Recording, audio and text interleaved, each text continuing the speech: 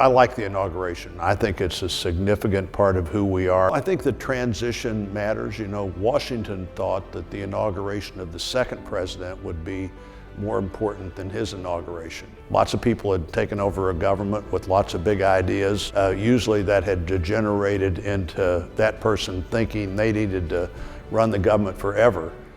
Fortunately for us, George Washington was able to leave the presidency, and he was right. That was a really important moment. Probably an even more important moment is 4 years later when Thomas Jefferson replaces John Adams, and there really was a view that the government would dramatically change in that transfer of power, but it was still peacefully made and made in a way that the country began to understand that this is not just about one president or even two presidents. It's about a constitution and a government that will move forward. Certainly it's been a year where being determined was really important. The challenges that the country's faced this year, from COVID-19 to the campaigns to everything else that's happened, really made this a challenging year, and so we had to be determined. But the real focus was on that phrase out of the Constitution itself, to form a more perfect union. I've always thought that was a very important thing for the founders to put in the Constitution. They didn't say we're doing this to form a perfect union.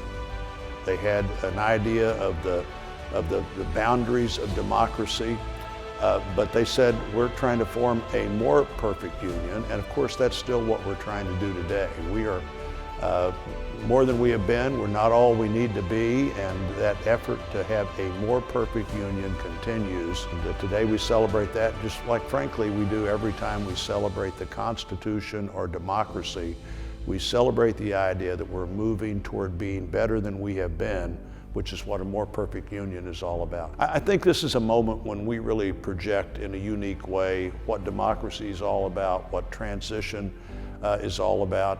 Somewhere in the neighborhood of 50 million people will watch the inauguration. Democracy moves forward, and we've been doing this for a long time, and we do it really well, and it's really important.